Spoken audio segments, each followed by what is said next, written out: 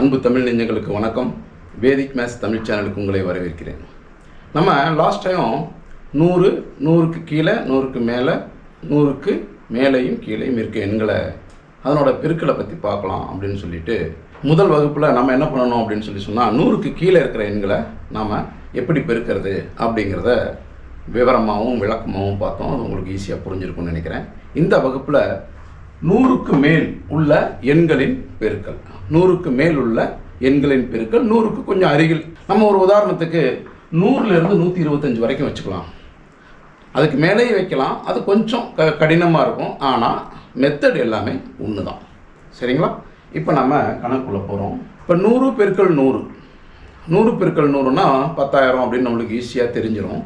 101 பெருக்கல் 101 இது கொஞ்சம் சிரமமாக இருக்கும். இதை எவ்வளோ ஈஸியாக நம்ம போடலாம் அப்படிங்கிறத பார்த்துருவோம்.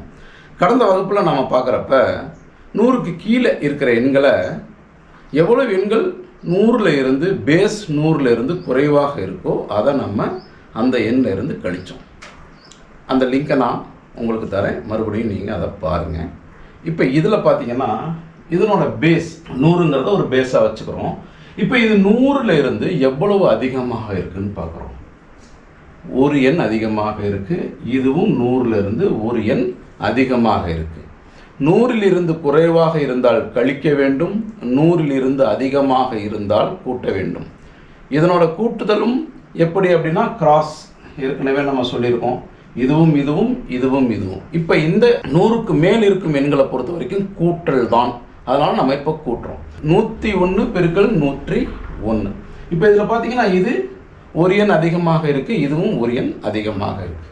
அப்போ இதையும் நாம் கூட்டுறோம். 101 கூட்டல் 1 102. சரிங்களா? இந்த ஒன்றையும் பெருக்கிறோம். 1 பெருக்கல் 1 1 தான். இப்போ நம்ம இங்கே 0 1ன்னு போடுறோம். இதுதான் இதற்கான விடை. இப்போ நம்ம அடுத்த கணக்கில் பார்ப்போம். இன்னும் உங்களுக்கு ஈஸியாகவும் வேகமாகவும் போகிறோம்.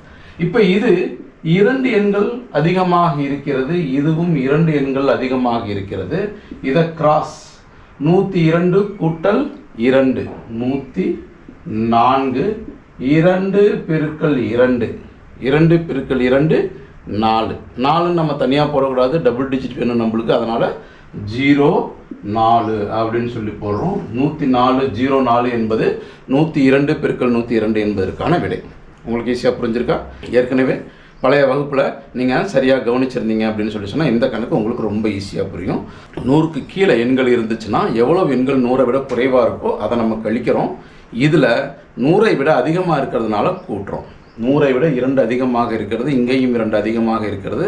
102 கூட்டல் 2 104, 2 பெருக்கல் 2 4. 4 என்பது சிங்கிள் டிஜிட் அப்படிங்கிறதுனால 04 அப்படின்னு சொல்லி போடுறோம். ஓகேவா? இன்னும் 2 உதாரணங்களை பார்ப்போம் இதே மெத்தடில். அதுக்கப்புறம் வெவ்வேறு எண்களை 100க்கு மேலே இருக்கும் வெவ்வேறு எண்களோட பெருக்குதலையும் பார்த்துட்டு இந்த வகுப்பை நாம் முடிக்கிறோம். இதில் பார்த்தீங்கன்னா 106 பெருக்கல் 106 இது 100ஐ விட 6 எண்கள் அதிகமாக இருக்கிறது. இதுவும் 100ஐ விட 6 எண்கள் அதிகமாக இருக்கிறது. இப்போ இதனோட கிராஸ் 106 கூட்டல் 6, 106 கூட்டல் 6 112. இந்த 6 பெருக்கல் 6, இந்த 6 பெருக்கல் 6 36. 2 டிஜிட் எண்கள் இருக்கிறதுனால நாம் இந்த 36 அப்படியே போட்டுடுறோம். அப்போ 106 பெருக்கல் 106க்கான விடை 112 36. இதை நீங்கள் மனசில் பார்க்குறப்பயே 106 இங்கே 6 6 அதிகமாக இருக்குது. அப்போ 112 6 6 36, 112 36 அப்படிங்கிற விடையை மிக எளிதாக 5 வினாடிகளில், அதை விட குறைந்த வினாடிகளில் கூட சிலர் போட முடியும். இதை போட்டு நீங்கள் ப்ராக்டிஸ் பண்ணுங்கள். அடுத்து இந்த கணக்கு பார்க்கலாம். இது பார்த்தீங்கன்னா 100ஐ விட 12 அதிகமாக இருக்கிறது, இதுவும் 100ஐ விட 12 அதிகமாக இருக்கிறது. அப்போ இந்த 112 கிராஸ் 112 ஒரு 12 எவ்வளவு? 124, 124 அப்படியே போட்டுறோம். இப்போ இந்த 12 பெருக்கல் 12 144. 12 பெருக்கல் 12 எவ்வளவுங்க? 144. நம்மளுக்கு தேவை 2 டிஜிட் தான். அதனால் இந்த 1 இங்கே கேரி ஓவர் பண்ணிக்கிறோம். 144ன்னு இப்படி எழுதிக்கிறோம். 44 4 1 5 12. அப்போ 3 டிஜிட் வர்றப்ப நம்ம கொஞ்சம் கூட மறந்துடாமல் இதை இந்த பக்கம் இருக்கக்கூடிய எண்களில் கேரி ஓவர் பண்ணி கூட்டிக்கணும். இப்போ 112 ஒரு 12 124 12 பெருக்கல் 12 144 வரும்னு நம்மளுக்கு தெரியும். அந்த ஒன்றை நம்ம இங்கே கேரி ஓவர் பண்ணுறோம். 125 அந்த 44 நம்ம அப்படியே போட்டுறோம். 12544 என்பது இந்த 112 பெருக்கல் 112 என்பதற்கான விடை. ஸோ அதனால் நீங்கள் ஒரு சில வினாடிகளிலேயே ஈஸியாக நம்ம போட முடியும். Practice makes you perfect. அதனால் நீங்கள் ப்ராக்டிஸ் பண்ணிக்கிட்டே இருக்கணும். இப்போ அடுத்து வெவ்வேறு எண்களை நாம் அதில் ஒரு 2-3 உதாரணங்களை பார்ப்போம். ஓகே, இப்போ வெவ்வேறு எண்கள் ஒன்று வந்து 115 இருக்குது, இன்னொன்று வந்து 109 இருக்குது, இங்கே 125 இருக்குது, இங்கே வந்து 106 இருக்குது. இப்போ இதை எப்படி பெருக்கிறது? மெத்தடு அதே மாதிரி தான், எப்படிங்கிறதையும் நாம் இந்த உதாரணத்தில் பார்த்துருவோம். இப்போ இது 100ஐ விட 15 எண்கள் அதிகமாக இருக்கிறது. இது 100ஐ விட 9 எண்கள் அதிகமாக இருக்கிறது. பேஸ் 100ஐ விட அதிகமான எண்களை பார்த்துக்கிட்டு இருக்கோம். அதனால் நாம் இதை கூட்டத்தான் போகிறோம். கூட்டுறப்ப கிராஸ், இதை கூட்டினாலும் இதை கூட்டினாலும் நமக்கு கிடைக்கக்கூடிய விடை ஒன்றாக தான் வரும்.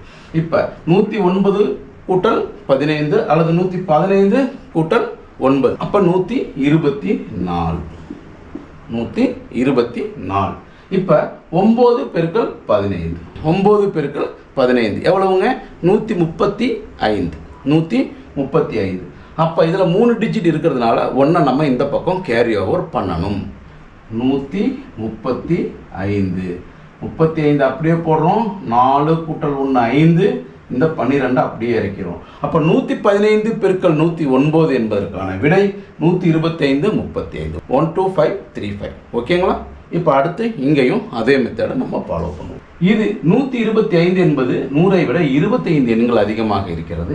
இது 106 என்பது 6 எண்கள் அதிகமாக இருக்கிறது. இப்போ இதை கூட்டினாலும் இரண்டுமே ஒன்று தான். விடை நமக்கு ஒன்றாகத்தான் வரும். அப்போ 125 ஒரு 6 கூட்டினா 131.